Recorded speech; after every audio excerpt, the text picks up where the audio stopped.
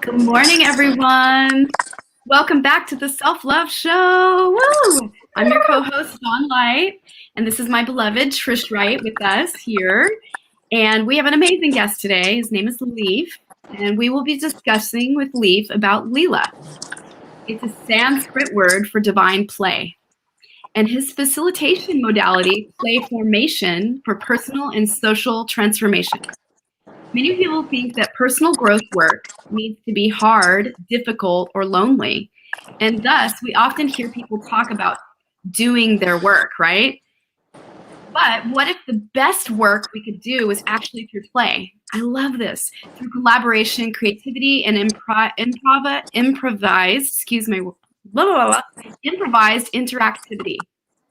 So Leif is the founder of Spark Interaction and has been an international speaker, team trainer, teacher, and coach, supporting professionals on a variety of leadership-related topics for over 2 decades. His highly interactive and playful events have been experienced by tens of thousands of participants, as well as featured on national media such as NBC, Today Show, and PBS MediaShift. Leif most enjoys working with heart-led leaders and mission-minded teams, helping them to envision and play forward bold, beautiful, and globally beneficial futures. Yes, that's so delicious. So without further ado, thank you, Leif, for joining us today. We're so excited to hear all about your amazing play formation. It resonates with me because I've all been about play majority of my life. I was a professional hula hooper and still do it, but for many, many decades, and fire dancer for a long, long time. So I've definitely played in my lifetime, and it helped me heal. Yes. Thank you so much for having me on the show. I love you too. I've only gotten to talk with you a few times, and each time I fall a little bit more in love. So yeah, it's awesome to get to spend this time and have you part of my program and to do this fun interview. So let's do it. We're doing it. Yes, we are. Oh, you're muted, Trish. I know. It's because I do stuff in the background, and then I make mistakes a lot.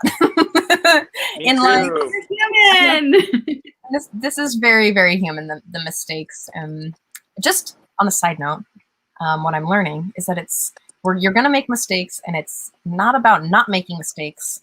It's about how you come back to connection and how you come back into integrity and how you come back to restoring your truth and how you handle those mistakes. So yeah. Boy, have I effed up the last 6 weeks. I have literally just stubbed my toe so many times. Anyway, I'm sorry for all of you who have struggled through my learning process. Thank you for being compassionate and loving with me. But what I really want to talk about is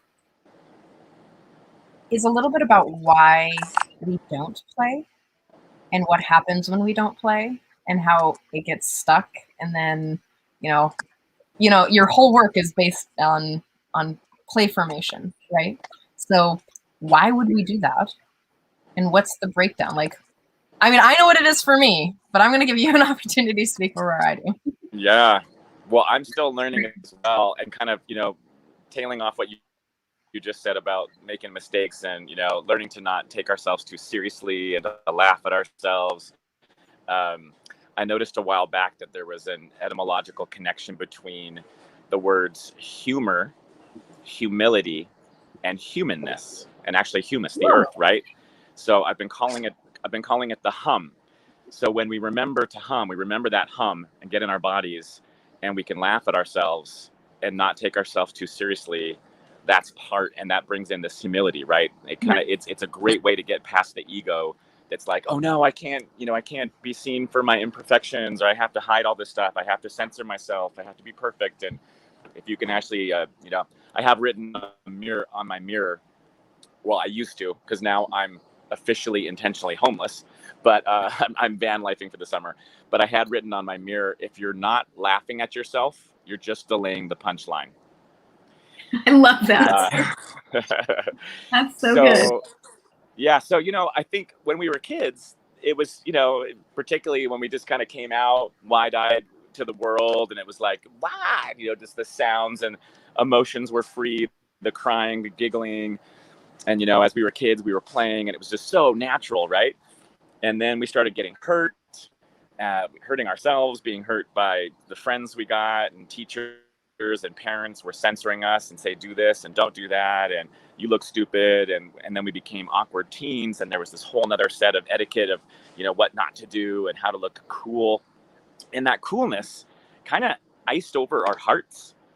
And we have all these boxes that we put ourselves in, all these isms, you know, professionalism and the coolness of the social group and the spiritualism, and it made it really hard for us to just not take ourselves too seriously and have that childlike sense of what I call wonderosity, where curiosity turns to wonder, and we're really free, and we're flowing, and we're playing and learning and making mistakes. You know, I like to joke around and say, like, when we were little, and, you know, let's say you pooped your diaper, you didn't be like, oh my God, is this the right brand diaper? And, you know, did anyone see, you know, or like when we're learning to walk and you fell down, you didn't, oh my God, did I look stupid when I was learning to, you know, it's like, you didn't care about that. You were just like, cool, walking. I want to do that. That will get me places faster.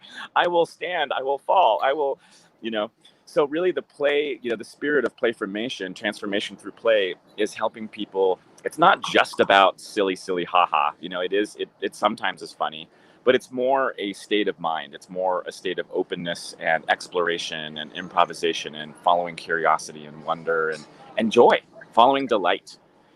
And so that for me is what Playformation is about. It's bringing us back to a really a deep, what's the word I'm looking for? Our sort of our sovereignty of, I get to follow delight in the world and learn from my stubbed toes, from my messed up, fucked up words. Oops, am I supposed to say fuck on this show? Things like that, right?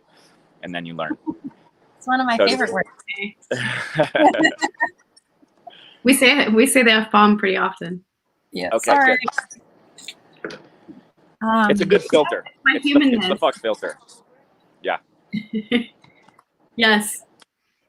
Did that You know, answer your question, or start to answer or kind of get in that direction, Trish, about what Playformation is for me? Yeah. I mean, it's just going to evolve into a larger conversation now. Like that's just like a little spark that like. I don't know if you frozen or if I've frozen. I didn't hear you. I mean, gosh, Playformation for me, I thank you for answering that question. I just feel like I really love the resonance around following the delight, because that's when we follow the delight in our life, it lights us up. It's like a thread of joy going in the direction of our purpose, because our purpose brings us joy. And when we're stuck and bogged down in the work aspect of life, right, we can get very serious. Or like, I'm speaking for myself here.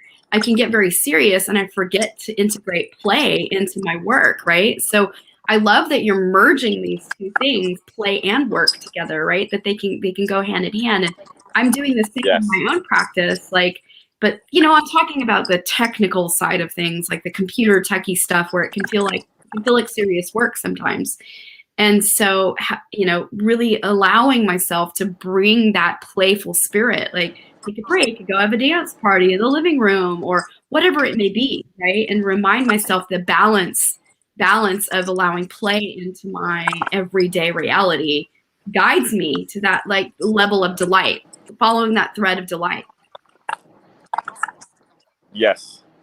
I had a super fun example really just 2 days ago. Oh, sorry. Can you guys hear me still? Yes. Yeah. Oh, there was a bit of delay, so I didn't mean to interrupt you. Go ahead, Trish. Oh, I was like, you do get a little serious, and I love it. I'm such I'm such an instigator for play and for, you know, like, I'm like, come on, let's do the thing. It looks a little different for me. Because for some of you who actually know me in person, I am a wildly intense person. Something that I've grown to understand, especially over the last 6 months. And it's not that I'm heavy and serious. It's that the energy that I bring is really intense. And play for me can also look like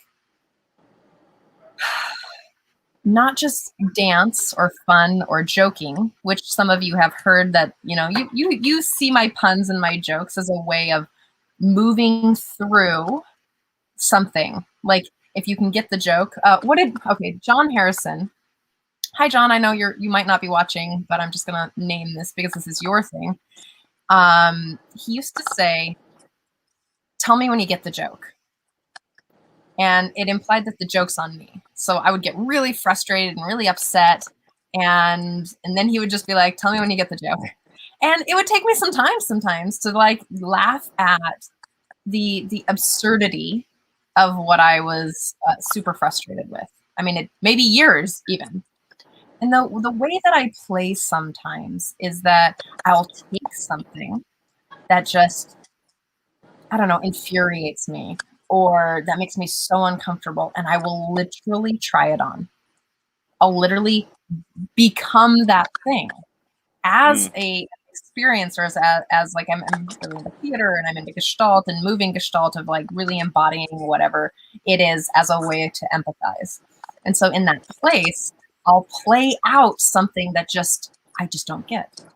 And that's my level of play, is like, it's kind of intense. Yeah. I was playing out some masculine characters. I have a shamanic spiritual fuckboy in my persona because I've dated this person so many times and been so naive to be trusting of this energy. And for me to really get into the space of empathy, because I had to try it on. I had to play this out. I've had to really get into that experience and being like, oh, I understand. I have multiple masculine sides of me, but this is one of them that I now have a deeper, more expansive capacity at compassion and love and acceptance of them. It wasn't easy, and I'm still processing it. Is that the guy you became on Facebook yesterday? That is one of the characters that I played out in a group of people, and I'm still processing some of the social interactions, how this, social conditioning. I'm still processing what all that looked like for me. That was a specific character, but there is Jonathan Lewis, which is the masculine version of me, who's nice, who's just like me, only runs a bit more testosterone and has a swagger in his walk, Cool. But that's play. Like, for me, play is a spectrum of not just fun delight or blissful things, but play as in the embodiment of. Nice. And Ren. Yes. Yeah. I love that. I'll just yes and that and say I'm the same way. I'm really intense too, Trish. And one of the things that's, ultimately we get down to language, right? And the problem with language is that it's designed to differentiate reality. So reality itself is whole and not all divided up like we tend to divide it up: play, work. And so we've come up with these words, play. Oh, that feels like this and looks like this. Work. Oh, that looks like this. I did come up with one definition that I think helps at least describe what we tend to mean when we use those words. And it's that when we use the word play, what we tend to mean is I'm enjoying the process. I'm not that concerned about the end. And when we use the word work, we're like, the process may or may not be enjoyable, going to my job, doing the laundry, but I'm mostly focused on the end goal. But the reality is, like, they can both be enjoyable. And even there, the word joy or delight is tricky, because I hear you're saying, Trish, like sometimes like the intensity doesn't maybe feel on one level like la fun joy, but I think there's some mysterious word that describes, maybe it's bliss or peace, but there's something that even under that, when we're doing it, from our heart, we're following the light, it has that spirit, and so it's frustrating because I've also done corporate trainings, and some of the newer businesses, they understand the importance of play and creativity and improvisation and social interaction. But older ones are kind of like, play? Why would we pay you for that? And it's like, well, it's not, you know, you're going to do your best work when you're helping your team learn how to collaborate creatively and to relax and to do things from the inside out and from their heart and bring more love to, you know, so I'm often trying to help people see that there's a false duality there between play and work. And so I come up with words, playformation or plurking, playing, learning, working, or plurk, things like that.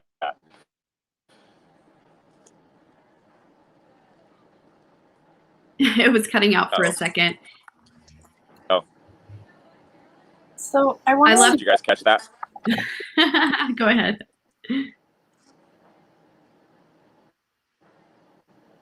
Who wants to take the floor? I'd love to invite our listeners and our viewers to share and type in what it looks like when you get really serious and you don't allow yourself to play. Like, what happens in your life? Do you have the awareness to know what it looks like for you? Example for what it looks like for me is that when I get really serious and really like overworky and really pressured to do something and to do it like, you know, that everything has a tendency to stop. Like the entire world and the universe is like, whoa, you're pushing too hard. Yes. You need to go be in your body, have a little fun, and go experience your friends or go experience the world. Like you're putting too much mind chatter into it. And so what's it like for you guys? Or you humans? Sorry, I don't need to gender. While they're typing that up, I'll give an example that happened to me 2 days ago. So as you guys know, this Into the Golden Mirror is launching next week, and there are hundreds of people that I have to follow up with. And at first there was this worky energy of it, like, oh gosh, I've got to type the emails, I got to make the calls, and I've got to do this sort of follow-up marketing. And then I had this idea, because a lot of the people I'm connected to through the free Facebook group. And I was like, that means I'm connected to them through Messenger, and you can leave audio messages. And so I started singing improvisational songs for every single Into the Golden Mirror group member, welcoming them to the group. And I sang 30-second to 1-minute improv songs. I was just like, hello, Trish. It's Leif Hansen from Spark Interaction. And I wanted to welcome you into the group. And thank you from the bottom of my heart. Like every single song was different. And I was like, I was driving 7 hours. And I'll tell you, from LA to up here at Hardman Hot Springs. And 3 hours of that drive went by like that because I was having so much fun so that was a great example for me of that shift from striving and have to energy to playful get to energy. Yeah. I really hear this applying curiosity to your actual concept of work, right? Yes. Like, oh gosh, how could I get curious to be playful here with something that seems possibly mundane or tedious, right? Where, you know, a ton of emails and a ton of, you know, nobody really likes to be locked and loaded to the computer for long periods of time. Like, we're human. We need human interaction and sunshine and walking and all the things we like to do in our life, right? And what I can say, one thing that's really helped me over the week has, I've, you know, with COVID opening up, I've had more social interaction, which has been such a joy. And I've gone to a few social events where I've gotten to explore this side of myself that I know I have this gift around sound healing, and it's coming through. And it's like, it's been so joyful to just sit with people and give them spiritual activations through sound healing and like mantra and toning and physically toning on people's bodies. And like, they're having powerful transformation through it. And so I've been able to kind of boost this energy presence in my life, and then kind of take that back to my normal, okay, when I sit down to like write my program and like build my program further, and like, it's really kind of helping carry this energy through in some way that's new for me. So I don't know what exactly, I'm just following the lead of spirit here, and it I have no like end goal with it. I'm just exploring, right? And allowing myself to explore in the freedom of that feels so good, and I'm able to tap into that freedom of energy and bring it into my actual like field of work. Yes. Love it. Yeah. And following that spirit is like, you know, maybe that's another name, you know, following your heart, following your spirit, following the light, you know, it's taking it to a more, it's out of the head, out of the striving, and into a more heart-led place where, you know, yeah. Sorry, you were bringing someone on. Oh, I love that you you were singing him, because that's, I mean, you probably got a lot of responses too, because people love that. I did. You know, I used to manually run credit cards for a company, and I have a hard time focusing, like, and remembering. Oh yeah, focus and memory. Wow, it just whoa. So I would have these like long Gregorian chants of numbers. 4, 8, 1, 5, because that's how I could remember it, and it would stick in my brain long enough for me to like type it in, so I could do the next 4 numbers, and it was like, it made it fun. It was a tool that I used to help me focus. That was also created some flow. What's I do have. I'm going to take it a different way now. Let's do How it. can we use play? Like, there's sometimes we can use play to bypass. And how do we keep from playfulizing? I'm going to make it some words too. Playfulizing something where we're bypassing it rather than actually allowing it and feeling it. Do you have any like tips, tricks, and tools to be like, you know, because I think especially the community that I've run in before, the spiritual community or like the party community, where it's like things are tough and I'm just going to not look at it and not focus on it and just totally bypass it and go play. Yes, very good question. Yeah. So I think, again, it's not so much that play is the bypasser, it's the assumptions we have about play. That you're right. Like a great example is that most people. So my primary field of study is from applied improvisation, and most people, when they hear about improv, the first thing they'll say, "Oh, you mean comedy improv, like improv theater? You mean like theater sports and that kind of games?" I'm like, well, sort of. You know, it's like I have to do this whole undoing for people because their first assumption is that improv is about being funny. But what happens when you actually allow all the other genres, you know, just like in movies, there's, you know, there's horror, there's, you know, there's tragedy, there's, and you let the other theatrical genres come into improv, is you have amazing other forms of improv theater.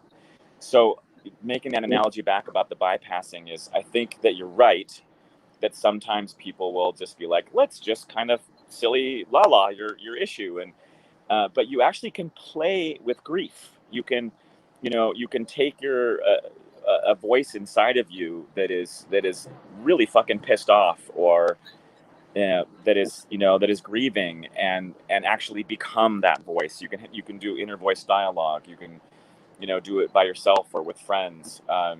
This morning, I was doing a practice that I really like, where there's various sentence stems or power prompts, whatever you want to call them. Uh-oh. It's okay. He'll just come back on. Oh. Well, let's see. I do think that where he was going there is that there is a way to stimulate the play, right? Yes. You know, a previous lover, my ex-fiance used to say to me, appetite comes while you eat. And that was to really explain a lot of things, you know, that explain, I mean, sexuality, that explain fun, you know, that explain, you know, like sometimes I would be so afraid or irrationally afraid of something or resistant to something that it was like, well, try it and see how it works there. And it really helped me.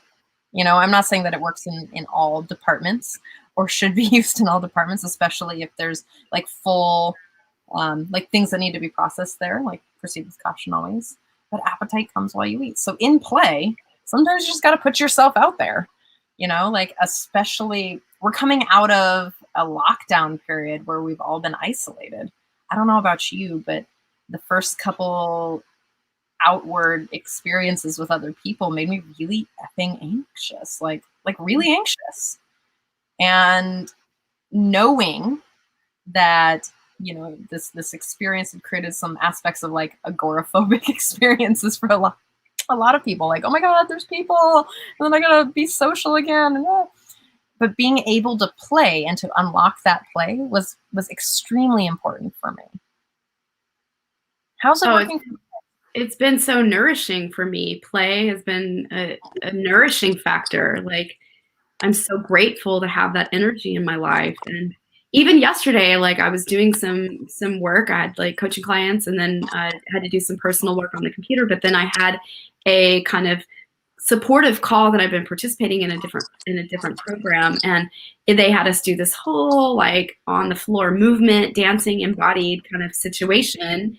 And it was so healing for me to bring that energy into my daily activities and work. So I'm not just sitting, you know, like, and working out in the morning and then sitting. Like, it just was so nurturing to have that energy present. And then I was motivated to do more work after that. And like, it's not really, I enjoy my work. So it's like, it's not that I feel like, oh, rum about it.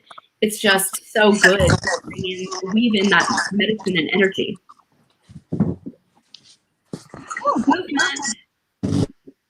All right, guys. That was the first time the phone went into overheat temperature mode and completely shut down. I'm not used to 90-degree weather, I guess. You're back. That's what matters. Yes. Play. Something about play, right? Yes. Good job navigating it. Yes, I'm coming from the clouds back to you guys. Here we are. Nice.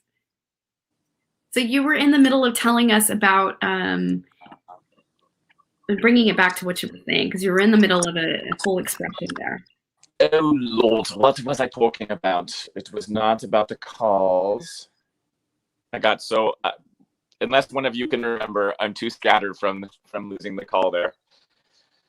Yes, it was about playing and really bringing play into connection with what you're doing. You were talking about sentence stems.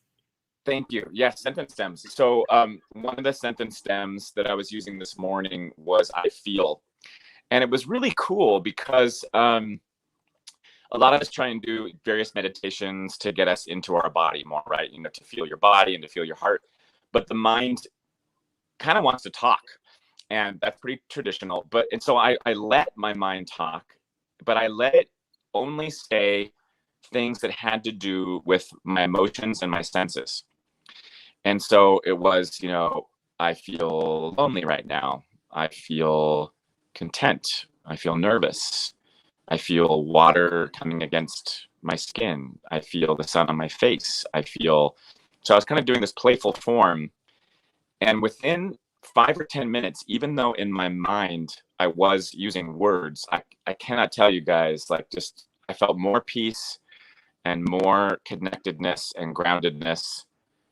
Like, I noticed since I got here yesterday morning at Harbin, like, a lot of my energy and attention has been sort of very, looking at people looking, are they looking at me? Am I here? Am I, just sort of very other centric, my energy was out there and I was having a hard time settling. So that is a type of play, I guess. It's a type of activity for me. It's my mind at play with limiting it to just use I feel words. And it worked. It was amazing. I was like, I'm going to do this every day. So, some other sentence stems that are really great, by the way, for your listeners who might want to try this are, I have is a great one for feeling resourced. I have food in my refrigerator. I have free will. I have friends who love me. I have breath. I have a body, kind of doing, I have, I want is an amazing one to just like really get awakened desire in you and see what you really want and to let your body say it, like, I want to pause more often. I want to breathe. I want to make love. I want to sing. I want my throat to be healed from this weird froggy thing right now. I want to give something useful to your listeners, and just like really sinking into authentic desire. I'm learning to, I'm opening to, I'm committed to, I trust. All of these are they're so simple, but they're some of the most powerful activities that when I'm with groups, people are like, oh my God, thank you. I do that in the shower or before I go to bed every day now. So they're really good practices. I love that. That's so helpful. Sentence stems are transformational, I find, when I've used them. Yes. Very, very transformational to the psyche, and to get you out of a space of whatever the frantic fight or flight possibly energy that you could be in, and back into grounded connection. It's a real simple way to really shift gears internally. Yeah, it's little brain yoga. It's like you're just saying like, okay, this part of the brain that doesn't tend to think about what I have, or doesn't tend to think about what I want, because I'm always thinking about other people's wants. We're going to really work that muscle right now, and it does miracles. Mm-hmm. Yeah. It does do miracles. Yeah, I'm a big believer in mirror work as well, and really being looking at your eyes in the mirror and saying loving things to yourself in the mirror daily, and I love you, mm-hmm. And then I honor you, and then fill in the blank, and I forgive you for, you know what I mean? And whatever it is, that's a really powerful exercise that has transformed my life. Oh yeah, me too. Anytime I brush my teeth, I say those things to me. I just think it in my mind. And sometimes I'll sit with my hand on my heart and look at my eyes in the mirror and really say loving things to myself, and really honor where I've come from and what I've been through in my life. Yes. And bringing in what Trish was saying about bypassing, I think I 100% agree with you and believe in mirror work, but a lot of the times, a lot of the times we are sort of coached to do it in sort of a spiritual bypassy way, or an inauthentic way. And I think also incorporating some of the hard feelings and thoughts about yourself is really important, letting all the other emotions come up. So, the way I like to do it is to just sort of slowly settle first into my eyes, like you would with a lover, and really okay, here we are, we're really present to each other. And then it's what's there? And if what's there is you know what, I'm kind of pissed at you right now. You haven't been really showing up with integrity, and have been out of alignment. And, and then that voice, that honest, darker voice gets to express that anger, and then maybe some sorrow comes up, I'm so sad that I feel ashamed that I haven't been living my full purpose. And then you get to work in the, and I'm sorry, and I forgive you, and move in that direction. So it's bringing the whole spectrum in. That's so beautiful. What you're saying is so powerful. Thank you, Dawn. Did we lose? Oh, there she is. Surprise. We're all doing a little Mercury retrograde dance. Well, it's over now, but it's, who knows what it is. We don't need to put on Mercury. It's life. Let's just send light to our technology. Yeah. Light to the technology. Yeah. Oh. This might go from here. This might be a good segue. Would you like to share with us, Leif, with our viewers, your tool or transformation that you're bringing forward today? Sure. Well, I think keeping in the spirit of something simple and what we've already talked about, sentence stems, there's one that I've been doing. Matter of fact, we've just turned it into, some people are having so much fun with this. We've just turned this into a free weekly gathering around the sentence stem. So if people want to join us on Wednesdays, I think 12 o'clock Pacific, we just do a free version of this. And the sentence stem is what if. And it is freaking amazing for opening up possibility, you know, or in a cheesy way, I like to say, like turning you into a possibillionaire. So what if, and the way I like to do it, and if you're with us right now watching, you can just even practice alongside or do this afterwards, is you want to go at a pace that's fast enough that your brain isn't getting in the way and censoring you and critiquing you, but is also slow enough to feel it and to kind of feel when you say a what if it resonates as something that there's delight there and curiosity there for you. Another little tip before we start is to not just do the what ifs that are about like happy, delightful things, but about things you might be afraid of too. You know, what if the changing camera right now means that I'm offline versus just being spotlighted? You know, what if things like that? And then just be like, how would I be with that? And then the third little tip is to play with a mixture of just really silly, ridiculous what ifs and some ones that are really more personal and from your life. So I'll give an example here and I'll go for maybe 30 seconds. And then if you, Trish and Dawn, are game, I'll share how you can also do it with a partner and to try it yourself. I guess that ding was for me to start. So what if this froggy throat that I have means that I have some disease? What if I'm going to get sick?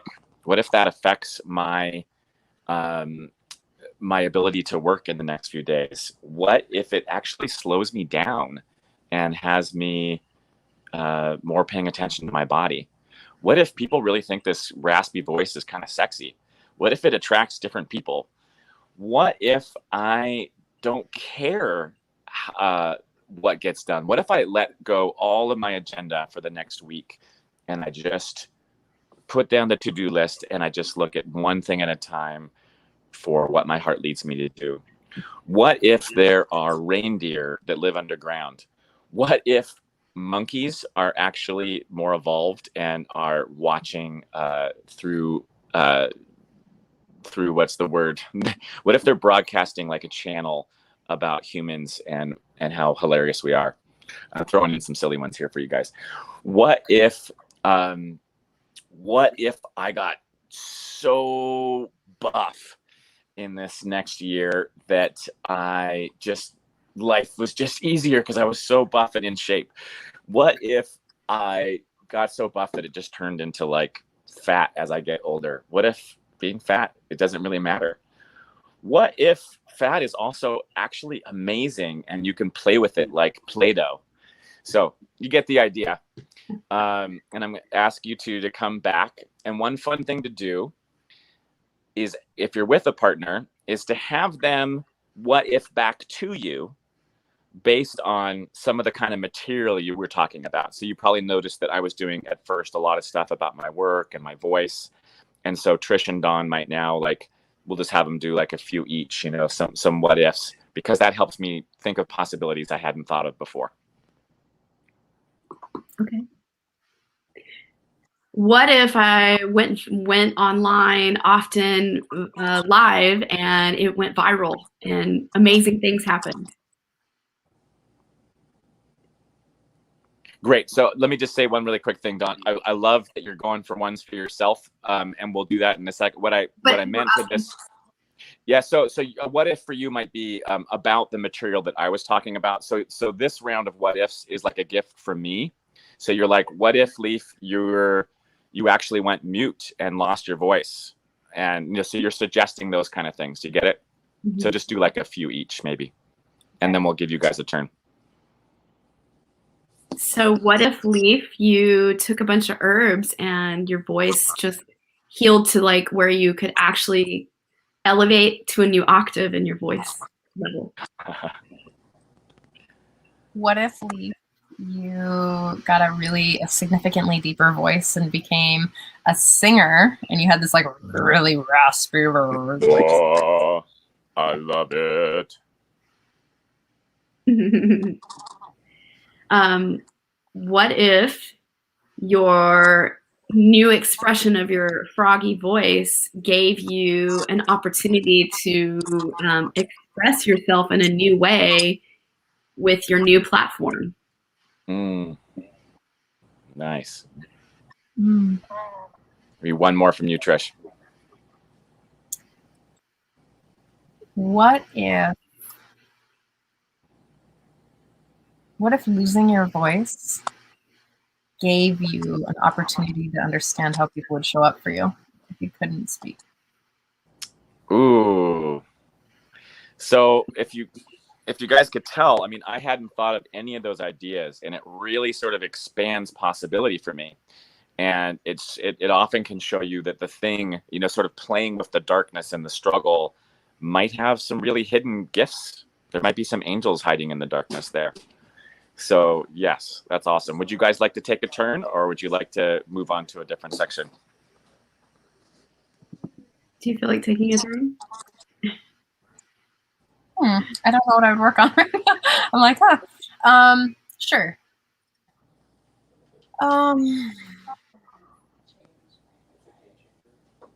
Gosh, there's so much going on for me. So when you get stuck, if you get stuck at all, the best thing to do is to just open your mouth and say "what if," and then say the most ridiculous thing that comes out. You know, what if there's a booger hanging from my nose? What if I, you know, just like anything that comes out. What if even through all the work that I'm doing, I'll still cause harm in the way that I behave and in my language? And even, you know, what if I won't be able to dissolve my white supremacy behaviors and I still hurt people? Mm. And Keep going with that. Yeah. For a few more. What if I'll never be able to do better? What if I can't use my privilege and my power to help others?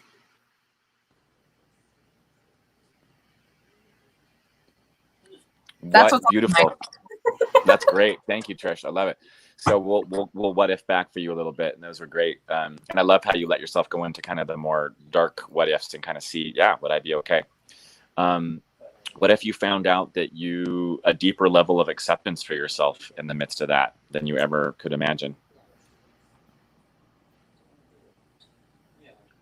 what if the conditioning you're looking at through this lens of what you're healing falls away completely, and you step further into your purpose work and it all lines up for you?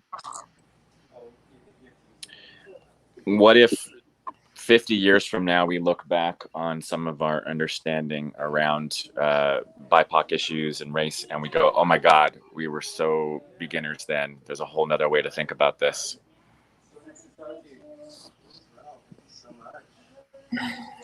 What if a new avenue was formed where it actually dissolved racism altogether, and it actually created that space where everyone is really like, yes, we're here through the work you're doing? What if the vulnerability and humility you just modeled about your fear of not being able to get through your privilege issues really connected you to people who could help you and helped other people to admit to their own fears about that as well? And you became a leader. Thank you, Trish, for the vulnerable share. That's great. So, and if you don't have someone to do this activity with, a great thing to do is just to like get your phone with you and go for a walk. Take the recorder, turn the recorder on, and just do this for like an hour. It will blow your mind. You know, if you start playing, you know, what if I quit my job? What if I left my marriage? What if I married 2 people? What if I lived in 3 different countries? What if I had a primary partner in every country? What if I killed myself? What if I didn't? What if I committed to being fully alive? And just like really expand as much possibility for yourself. You know, and it's really funny because I used to think of myself as an improviser player person, that I was really accessing possibility. And it wasn't until diving into this practice that I saw, you know, only this much, very little.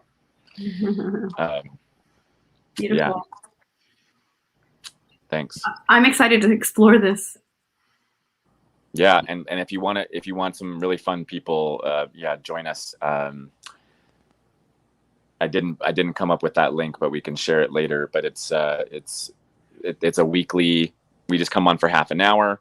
We practice out loud a few times to get our mind set up. We break off in groups of 2, and then we do the practice that we just did. So you have one person go for 3 minutes, the other person reflects back for 2 minutes, and then you switch. I love that. Awesome.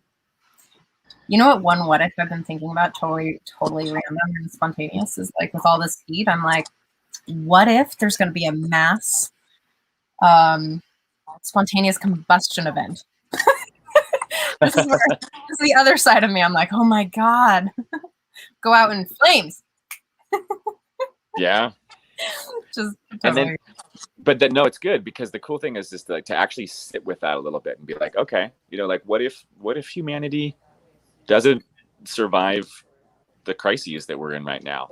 And you kind of like feel it, and at least when I did that one, I was like, life will continue, on millions of other planets and species, and kind of making peace with it. Helps.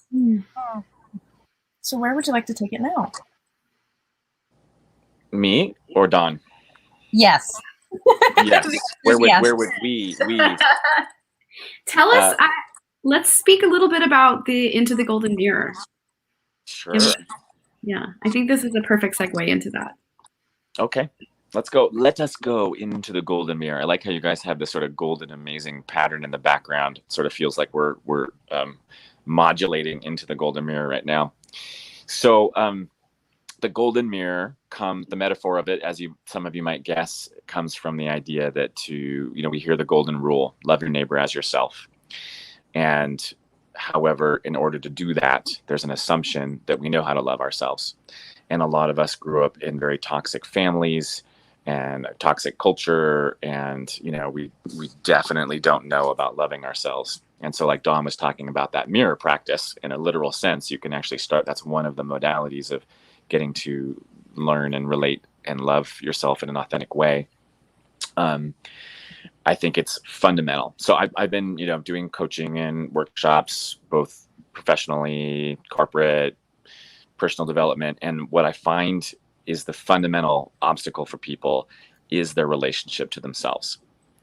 So whether it bumps up against an issue of trusting themselves, or acceptance, or compassion, or alignment with your values, or feeling confidence to creatively express yourself in the world, and you guys obviously know this best. You have the fucking self-love show.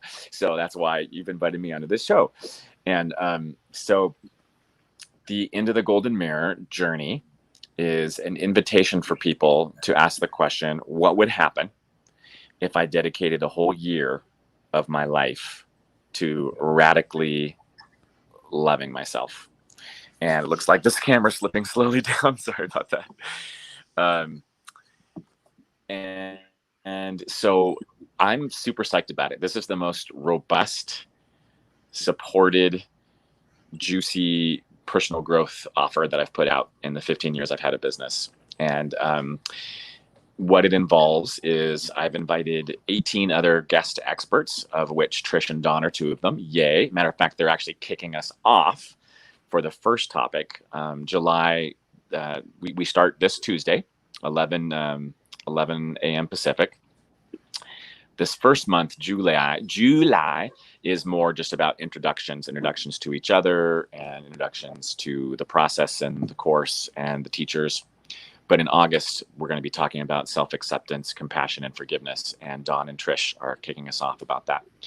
So the program it has, on the first and third Tuesday of each month, we dive in as a group via Zoom to a different theme, as I just mentioned, per month.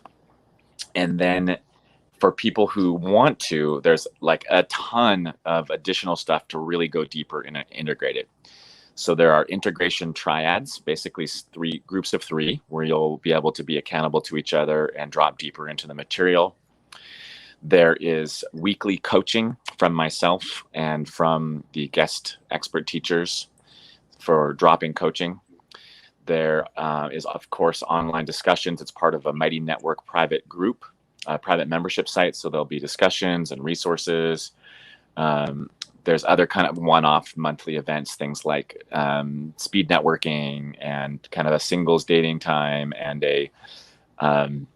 an open mic. And so there's all kinds of like really cool ways for you to honor and respect and get to know yourself and love yourself in a more full way. And so that is what the program is about. And trying to think what else is essential to say. I'm fucking pumped about it. I cannot wait. You can do it for a whole year, or you can just decide to sign up month to month.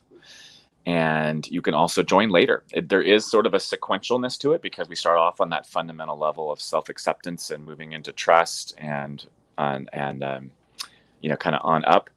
But because each session is recorded and because it's going for 2 years, wherever you start, you could continue on until the end of the following year.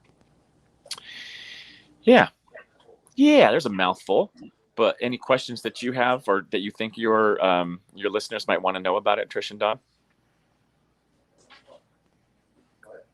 Well, I'm so excited to participate in it. It's Trish and I have been really, this whole reason why we're self-love coaches is because we've been doing that personal work in our own lives, right? And it's led us here. Yeah. So, same. Yeah. And so it's so great to participate in something that is expanding that. And it was an instant feeling of yes when we got invited to participate in the program. So I'm really excited to just share with everyone in the program, like the practices, tools, and principles that I've learned that have really supported me in my expansion of my understanding of, back to the golden rule of love everyone like you would creator, God, source, and that's it. That's like peeling away the layers that prevent us from doing that, right? And having that deeper connection to self. And being sourced, really full sourced with yourself. That way when you show up in capacity with another person, you're fully feeling that loving presence, that loving essence that is you. Yes. Yeah, and I'm really glad that you mentioned that last part, Don. I'll just say, there's this funny self-consciousness that comes up for me sometimes when I tell people about it. And I'm like, are people thinking that this is all narcissistic and it's all about self-love? And what about other people? But that really is the point, that as you fill up your cup, you're able to give in a more authentic and aligned and empowered and grounded space to other people. Mm-hmm. And you also discover that yourself is not just yourself, that there's a we that you're a part of, that you really can't ultimately love yourself without loving other people. Like love is built into the very fabric of who you are ontologically. So yeah, but I do notice myself still occasionally worrying that like a friend or there's certain people I notice that I'm a little bit more self-conscious and worried that they're going to misunderstand what this course is about. In that brings me to kind of wanting to explain some self-love stuff for the people who are watching and listening. Is that, and again, just to reiterate, self-love isn't about the narcissistic self-appreciation and the like being arrogant. And I think that our society, especially this Instagram model, influencer sort of conversation, that self-love looks like that, or it has been bastardized to look like that. For me, what self-love looks like is to dissolve the social codependent patterning that we're in, and to really start to love, which you've all heard me say this a zillion times, is that my definition of love now looks like the radical acceptance of what is. So to radically accept who I am, to create more space, to change my behaviors, to accept other people in their humanness, right? So self-love doesn't mean that it's not independence. Self-love is interdependence. If I can self-source, which is synonymous right now for me, like in my exploration of self-love, is self-love is self-sourcing my needs before I reach out to Leif or Dawn and being like, okay, I'm getting triggered right now. I'm going to go self-source my needs, myself to a place where I can. And when I get to the place of being sourced enough to say, Dawn, I'm still triggered and I really need some co-regulation, emotional or physical, but I'm not here to place all of my needs on you. And I'm also not shaming or blaming myself. Or there's, the place of like, hey, I fucked up. I'm going to go self-source my own discomfort for a while, go self-source my comfort so I can show up to Dawn and be like, hey, I fucked up, and show up there in what she has in her feelings. So self-love is the interdependence and the weaving of connection and community while learning how to securely attach, right? Rather than finding, utilizing your attachment styles and your coping mechanisms that create more disconnect and separation. That's what self-love looks like to me. And that takes a little time to really find the balance or find and build the foundation in which you can stand. 2 years ago, I wasn't there. And I was either meeting someone else's needs, abandoning my own needs, and just getting like ridiculously resentful and self-hating because I wasn't knowing how to empathize with myself or show, like I didn't actually, the places that I thought that I was showing up for Dawn or for anybody else in my life, I was not. In fact, it was, really, to be really honest, just like it wasn't self-love. It wasn't love of others. It was a strategy to get my needs met that I utilized as a child. I developed as a child. And it is ineffective. And what took me time is to build things like, how do I forgive myself? Because I can't forgive anybody else unless I actually know how to do it for me. What it feels like, what authenticity looks like, what just like sincerity of forgiveness looks like. Yeah. There you go. Reach it. Love it. I'm going to riff off of what you said for a minute. So self-love is this. It is the journey of coming home to self through all the conditioning, right?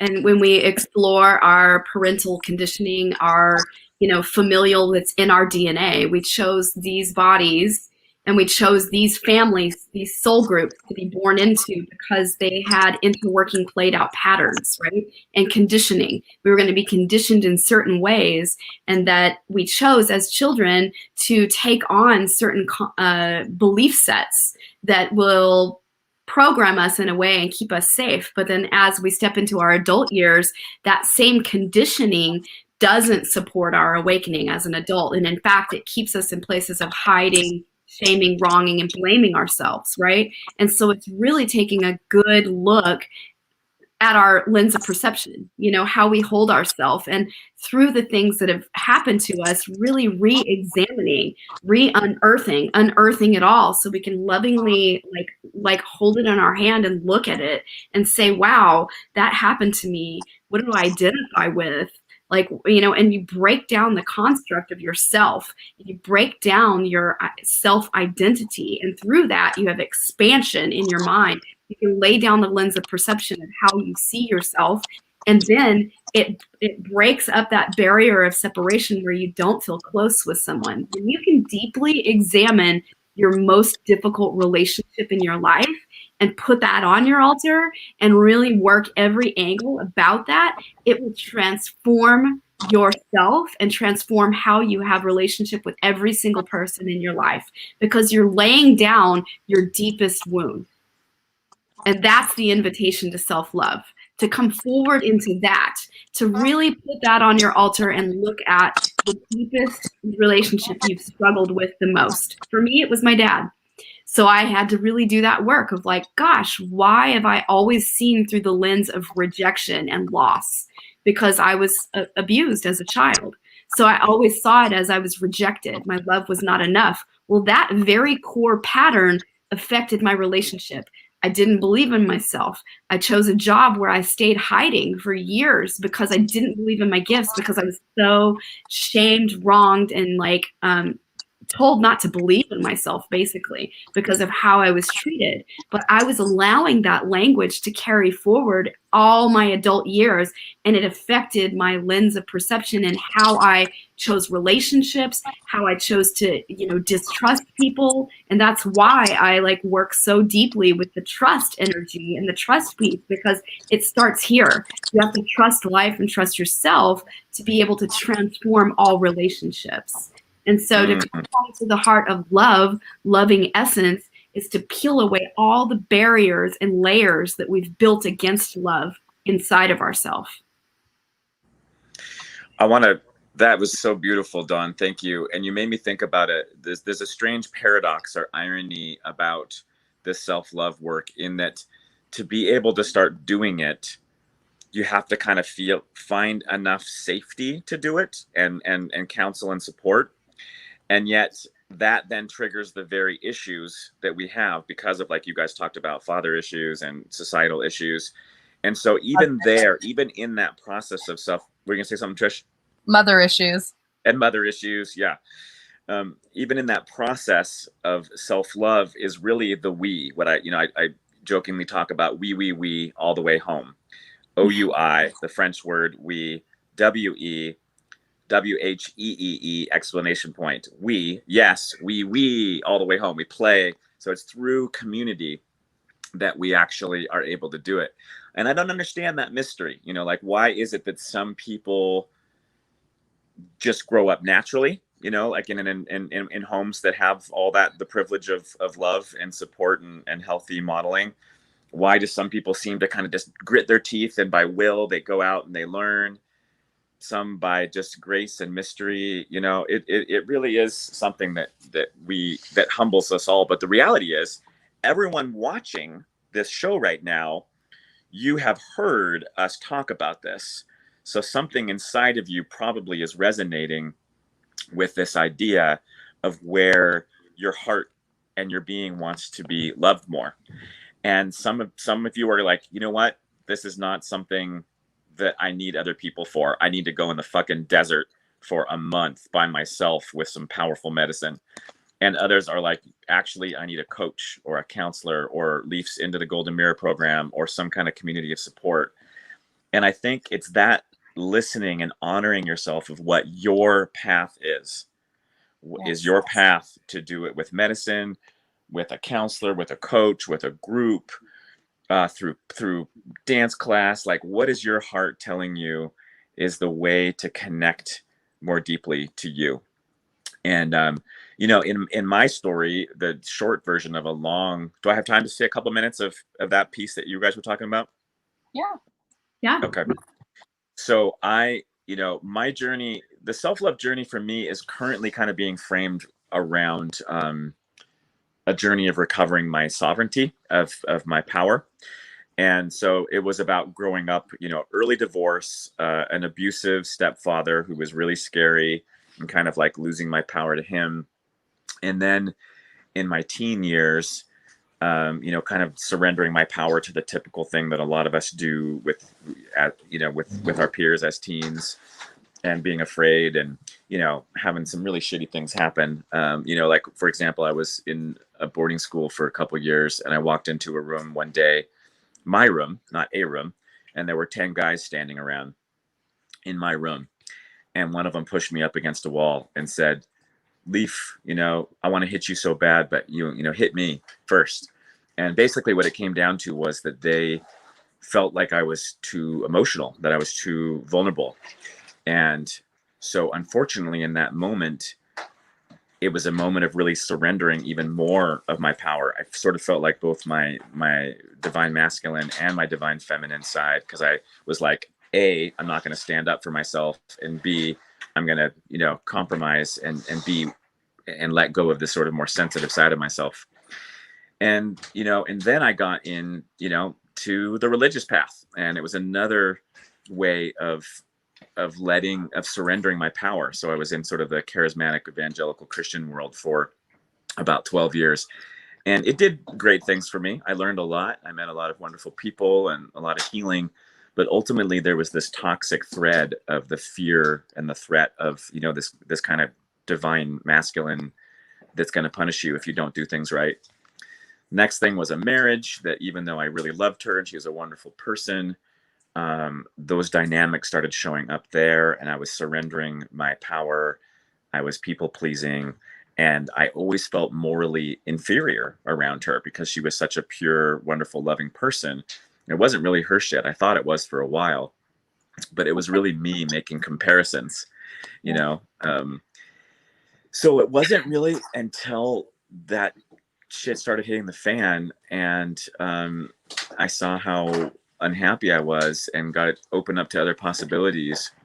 And it was through a combination of doing some men's work through the Mankind Project, through Landmark Forum, and which some of you are probably familiar with, and I think it's kind of a mixed bag, but they definitely helped me take responsibility for my life, through psychedelics and having some a lot of shake up happen there.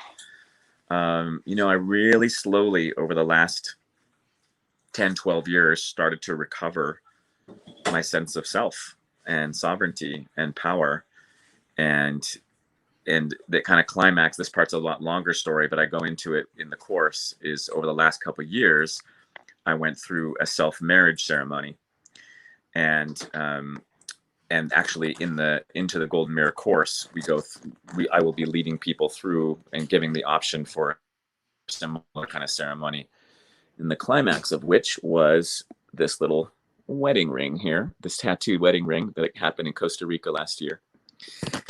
And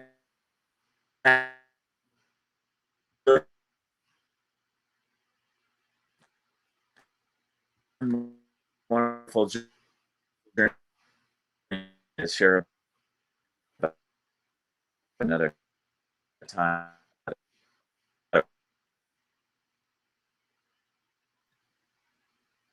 Technical difficulty. It's okay. Yeah. Leif, I'm so grateful that you're sharing your story with us, and I'm very grateful to be involved in Into the Golden Mirror as a program, but also as a practice in love of self and love of others, and the integration of interdependence. I'd also really like to thank Non-Light today for your just patience and love with me through all the crazy things that I'm always doing, and the way that you hold space for me in love and in compassion. I'm so grateful for you. I love working with you and around you, and you're I couldn't do any of this without you. Knowing the tether that we have of just beyond friendship is just so special. You're an amazing human, and I love you. You're an amazing human, and I love you. I feel the same. I'm so grateful that tether, I feel it. No matter what is coming up in our world, I know that we have this deep alignment towards this powerful connection, and that it's a movement happening through us. You know what I mean? I really feel spirit moving through me and guiding this greater thing to serve people, you know what I mean? Serve people in their awakening. And I just celebrate that we have this together and that it's transforming people's lives. I love going out into the world and hearing oh, wow, I watched the show and this happened and thank you. And it's starting to happen in that way. And I'm just so thankful, so deeply grateful that Spirit has put us together. It was just so effortless. It's been so effortless and joyful. And yes, it's paved with deep inner self work that goes on along the way of the journey of the sacred thing that's unfolding between us. But it's so amazing. And thank you. Thank you for saying that. And I love and adore you so much. You're an amazing being, Trish. And I love your brain and how you see things. And I love that you've done such deep work. And for Leif isn't on anymore. And I'm so grateful. Here he jumps back on. Yeah. And I'm just so grateful to be participating in this program together in this way. And it's a new exploration and a further exploration in this journey that we're on. And just so good. It's so blessed, you know, in every way. And may every viewer that views, you know, everything that we participate in and this into the golden mirror, may they all be blessed with radical self-transformation and peeling away the layers where it's the false identity of the ego, so they can really step forward into the authentic self and really express their gifts and express their voice and be empowered, reclaim their parts of themselves that have been, you know, exiled in some way in their mind by the ego, right? And like, you know, the shadow parts of ourself through the hard things that happen in life. And that's what self-love is really taking a look at those places that we, you know, thought we were wrong, bad, or whatever it may be, and really allowing ourselves to come home to the love of that experience, of what we went through and the learning there, right? Because the soul knows no other than the learning. That's the only thing we're here for, is the learning. That's it, the love and the learning. So it's like allowing ourselves to lean into that and really be fully expressed and lay down the patterns that have caused us struggle and strife, and showing up inauthentically in our friendships and our marriages and our relationships, and really peeling back that stuff so that we can authentically own all of our parts, all of ourself, and just be fully expressed, right? I mean, this is how come I can be fully expressed in my voice, because I wasn't at one point. I want you to know I did a lot of work to get to the point where I can be fully expressed in my voice. And I can honestly own that. Say it again. A lot of plurk. A lot of plurk. Yes, I did a lot of plurk to arrive at this place. And it's true, you know, and I wish this for every viewer, you know, that, you know, go for it. Really put that as your soul line goal, right? Like, because the goal line is like, you know, the white picket fence, what the ego wants, like, oh, the dream car, the dream relationship, all the things. But the soul line is really like what we've truly come to do, our purpose work, what we're here to learn on the highest spiritual plane level. And like, I really invite you into that conversation with yourself. Like, take this course with that intention. Like, align with that intention to line up with the soul line goal of life. Like, what was that? What would that be like for you? Like, I just invite you to really explore that and really lean into it. And, you know, seek the support you need. Get the coach. Take the program. Like, dive into self-love like you've never known it before. Yes. Uh-oh. You're muted. I'm doing stuff in the background. I really want to acknowledge you both for your commitment to growth. And that is the top value in my relationships, that if you're not committed to growth, we're probably not going to connect on any sort of level. Because this is just how it is. True. And so I really just want to honor you both there. I also want to honor some of our even more recent viewers, as well as some of our older, like our viewers who've been watching for a long time, but like Amanda Scopin. Thank you for always being here and really showing up. And I really want to say thank you to Eugene Steele today for giving us a lot of really interesting points to look at and think about. And I'm looking forward to coming back through the comments and really looking into more of that. I also just really want to shout out to Scott Katamas and Love Coach Academy for also aligning with the value of growth for others and really giving that service out to the world, as well as Sign Network and the amazing things that they're doing. Like, if you don't know about Sign Network, you should really go look them up, because they're making changes and they're really doing incredible work. So Summer and John, thank you again for your commitment to growth and connection and safety of all. Sign Network, SINE. And thank you to our viewers, you know, just for showing up weekly. We love and support you. This is here for you. Like, we brainstorm and desire to just keep expanding the concept of self-love through all the ways it can hold us, right, in life, because we are loving essence. And I just invite you to go to our YouTube channel and like, share, and subscribe, please, so that we can gain our followers and viewers and just expand the message of self-love out into the world. Everyone needs it.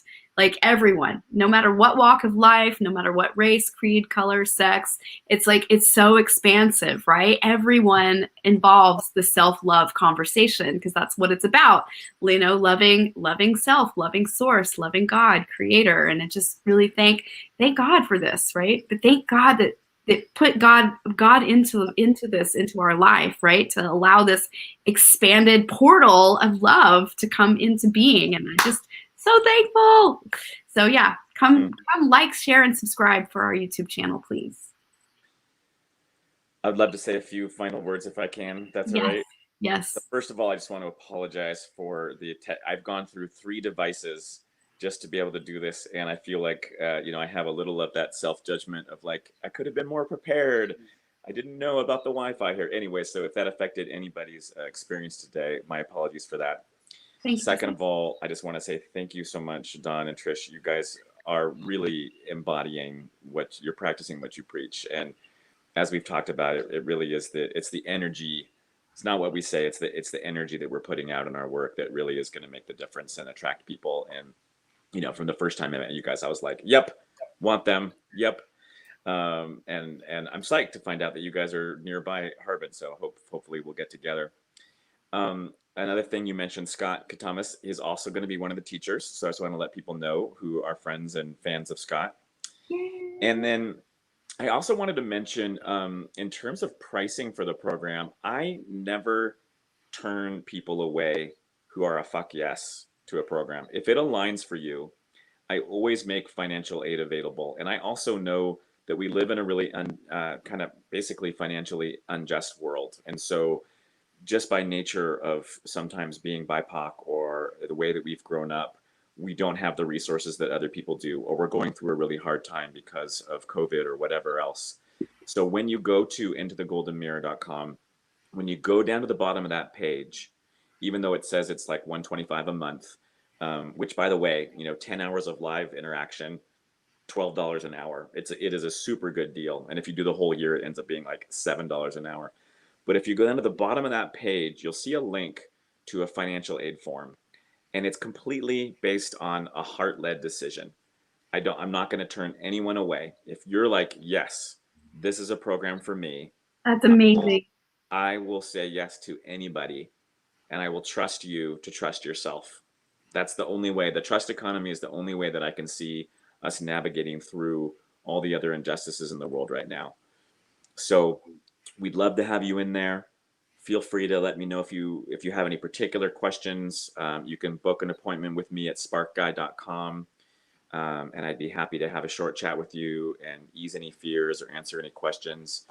Total honor being on your show, and I'm super psyched to get to know you, Dawn and Trish, some more, and your listeners. Thank you so much. Yay! So grateful. We are so grateful to be in your program and just express and share our gratitude and like really just love the viewers up with like self-love tools and principles. Like I'm really stoked to do this. I know. Going to be good. Let's start a little movement here, you guys. Like, what would happen if we all were like fully loving ourselves and that rippled out in the world? You know, it would be a pretty epic place to be living right now. Yeah.